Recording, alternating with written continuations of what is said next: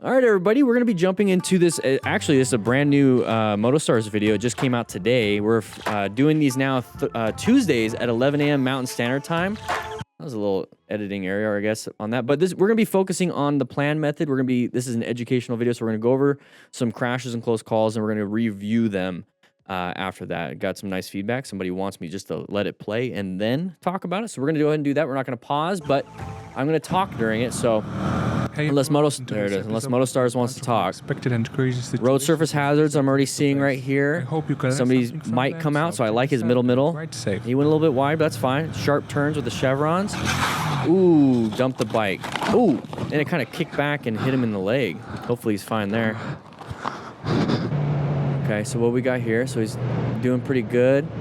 I have a feeling, I mean, he obviously lost traction. Now, why did he lose traction? Now, it could either be a front brake grab because of a panic. It could be a road surface hazard. Sorry, that music. A road surface hazard, or just leaning a little bit too far with maybe bald tires. We don't know a lot of those things, but I'm pointing out some of the things that you could be checking. So his tires look fine. They look kind of new, honestly. They have good tread. So I wonder if it was his front hand. So let's go and take a look. Yeah, you can't really see. So he's not gripping the... So check this out and right. Yeah, you can't see. But it is a sharp left turn, and what I was talking about is road surface hazards, because the road, let's go back just a little bit more. The head to face. See how the road is all messed up and we're on 720p? How come 720p nowadays look terrible? It used to be like high def. But look at the road surface hazards. Okay, so little cracks here. You know, they have repairs here. Change of color. So maybe like, you know, this is all damaged because of like a snow melt or whatever.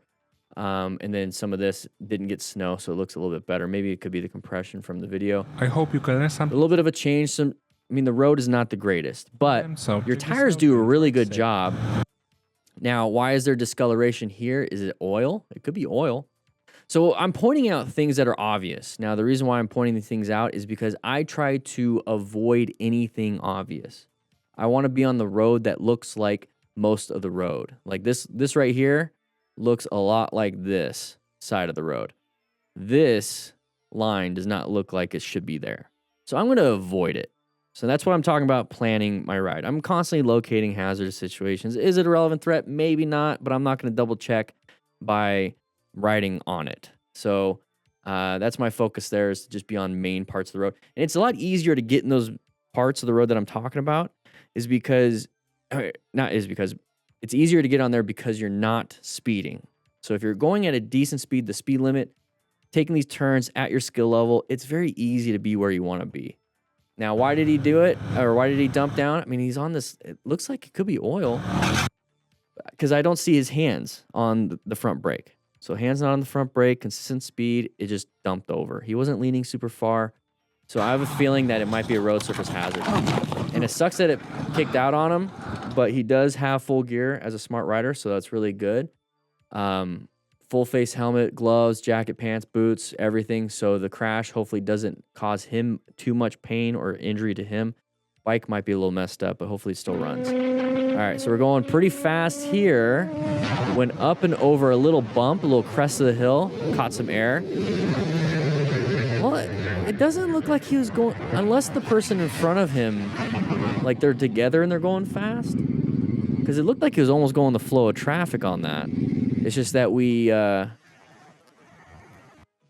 I did this to my bike as well. Okay, it's just that we went over that like crest of the hill and caught some air.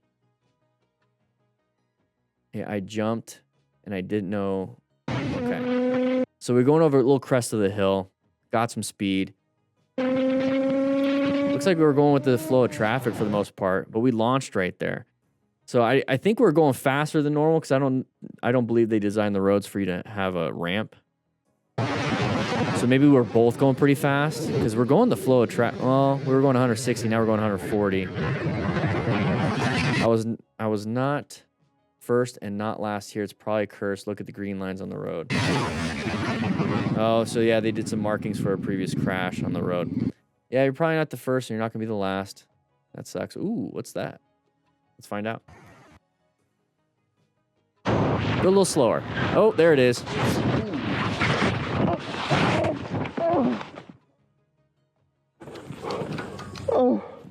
So I have a feeling we're going pretty fast here. Let's get your helmet off. Don't take your helmet off. He's breathing. That's good. Scared you? He's got nice hair. Yeah, I know. I wouldn't take the helmet off if it's a full face helmet. If he's breathing, perfectly fine. If he stops breathing, take it off. That's the only reason why. If it's a full face. Any other helmet, like a 3/4 modular, half helmet, no helmet, obviously don't take it off for the half or no helmet.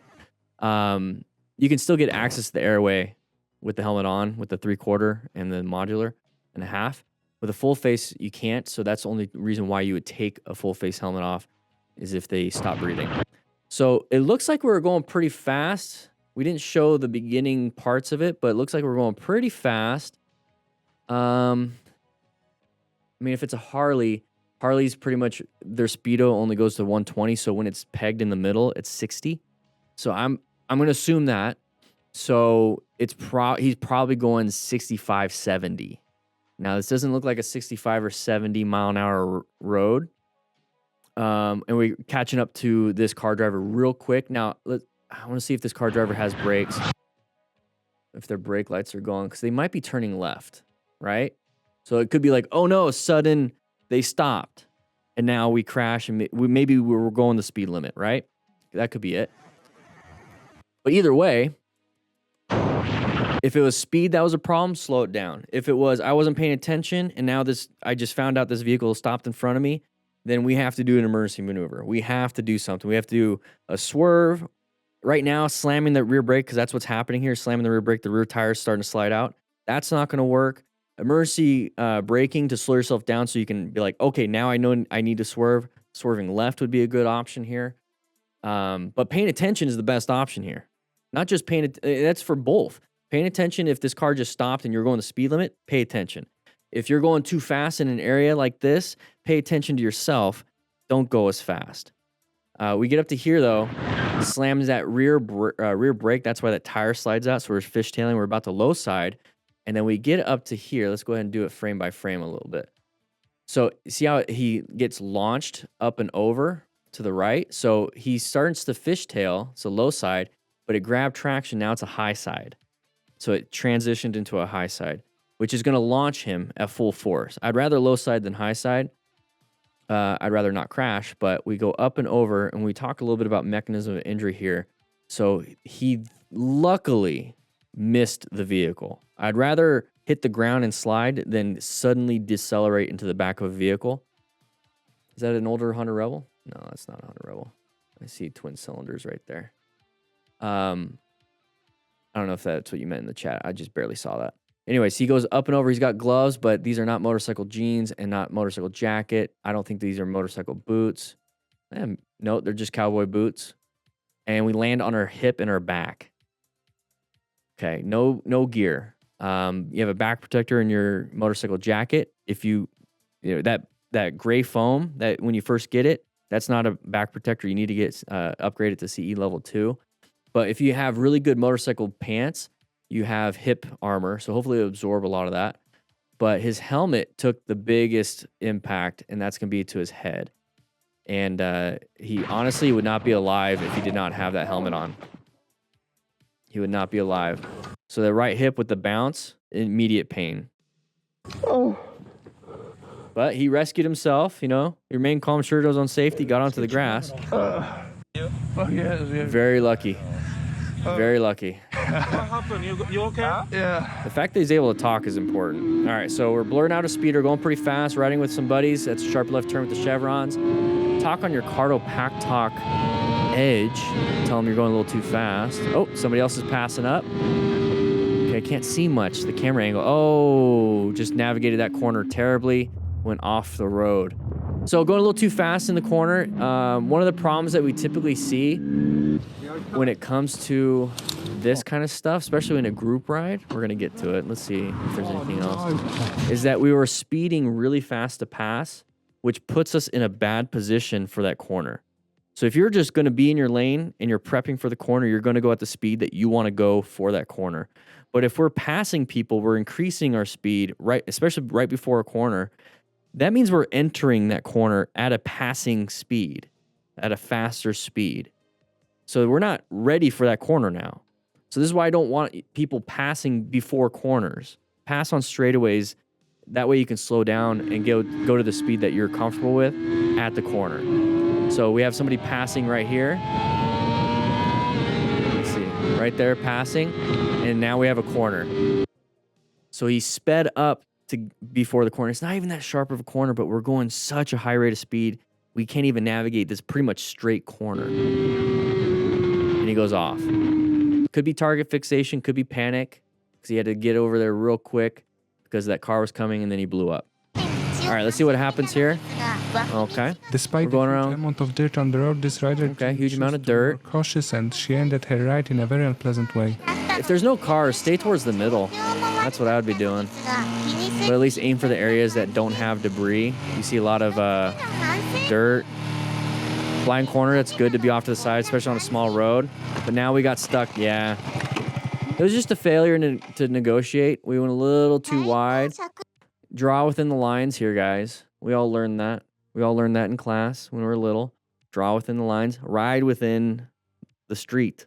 We just didn't stay on the pavement. Could have just turned a little bit more.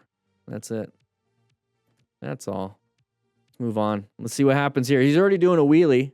What do you think is going to happen here, guys? Write in the chat. Let's get to 100 likes here. Come on. We won't get the pizza back.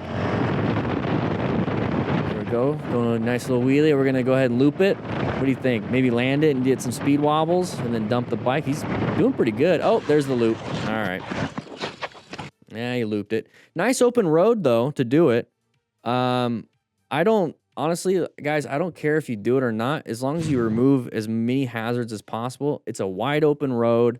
There's no one there. He's on the ground, though. No one there. This honestly looks like parts of, I mean, it's all farmland. It reminds me of Yuma a little bit, where there's like nobody on these county roads. And so if you want to practice, go ahead, because you're minimizing risks. There's not a lot of traffic. You can have your fun. Let's minimize the risks to us. Yeah, right? His coccyx, his tailbone.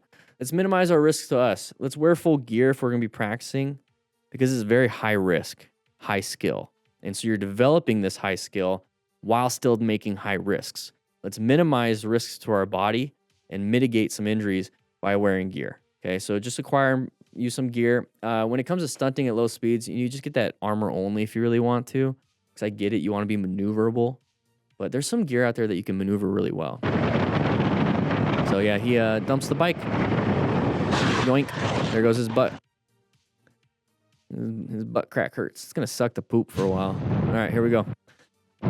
I don't think it's a passenger. No, it's just a 360 camera. So somebody pulled out. Oh, had to lay her down. Oh. Had to lay her down. So slammed the front brake, lost traction on the front tire, dumped the bike. Now, some people are like, I'd rather do that than crash into the side of the vehicle. Okay, I agree. I'd rather drop the bike hits the truck, and I don't hit the truck. I'd rather do that than hit the vehicle. Here's what I would rather swerve out of the way than dump my bike. There's always other levels. Now, we could all just wish that truck didn't do that. Okay, so we're over here. This is us. Truck's gonna come out. Okay, truck came out right there. So when it comes to plan, right? We were in a position for safety. We're locating a hazardous situation. Is it a relevant threat? Yes, it is. I'm going at highway speeds. Basically, this guy just pulled out in front of me. He's got to accelerate really hard. So I have to navigate this active threat and swerve to the right. I don't know if this person's going to swerve all the way to the right, because you know how some of those people do that, where it's like, oh, I see this person in this inside lane. I'm going to swerve to the outside lane so they can keep this inside lane. And this way I'm not really I hate it when people do that. I hate it. I get it. But you have to make a choice here. You don't know their intentions. You only know what's in front of you, and you have a vehicle right here. You have to swerve. Now, if you want to be extra cautious with that idea of they might go to this outside lane and do that stuff, then swerve to the shoulder. You can do it. You can do it. Swerve to the shoulder. Swerve to the shoulder. That way, because they're aiming for a lane. They're not aiming for that shoulder. If you aim for the shoulder, you're not going to hit them. It's tough. But how do you make tough things easier? You practice. Practice. So when you're on the highway, this is what I do sometimes, especially when there's no traffic. If I'm on the highway, I'm going to swerve as hard as I can to the next lane. And then I'm going to swerve as hard as I can to the next lane. And you can make it to where even if there is traffic, if you're going to just switch the lanes anyways because you want to pass somebody, do practice a hard swerve to the next lane. Just like if you're going to pass. Because now you're practicing your swerves at highway speeds. And then when it comes to an emergency situation, just really swerve hard as best you can and aim for the outside. Every riding session is a practice session. So he swerved, but then the truck decided to pull back out and do that. Okay? So we didn't have to dump the bike. Now he panicked. That's all that is. It's a mistake. He puts his foot down first. Well, he started losing traction, then he put his foot down as a natural instinct. But you can swerve. You could try. Just giving you guys options. That's bad. Hey, I just destroyed the axle on that thing. Yeah, that truck is gone.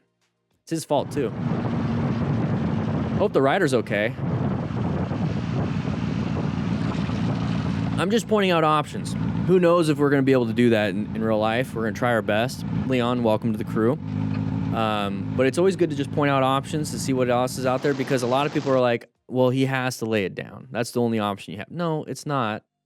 I get the other options are pretty tough. But like I said, it's only tough if you haven't practiced. All right, so let's go ahead and take a look at this one. 143. Situation where oncoming driver tried Assuming to kilometers. in the road by making a dangerous move and completely ignored the rider. Oh, bump in the road. Oh, whoa, whoa, whoa, whoa, whoa. Yeah, don't. Okay, so this person tried to avoid a bump in the road by making avoid a bump in the road. and completely ignored the rider. Okay, right here. Right here. Our first instinct for this rider, I'm going to put my mind in this rider. First instinct is to flip them off. I'm not going to flip you guys off. I like you guys. Flip them off. Okay, you remove your left hand from the handlebars to flip somebody off. Now try to swerve with one hand at a high speed. I'm assuming about 70 miles an hour.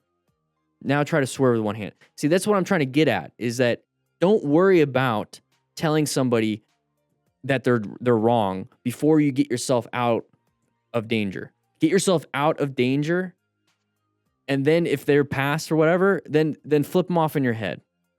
But be proud of yourself for getting yourself out of danger first. So get yourself out. That's why I don't like rev bombing, honking the horn, or flipping people off. Especially if it's an emergency situation. It's a hazardous situation. It's an active threat. We have to navigate it. Get yourself in a new position, and when you're safe, then you can flip them off if you really want to. Go, move. We didn't move. We didn't move at all.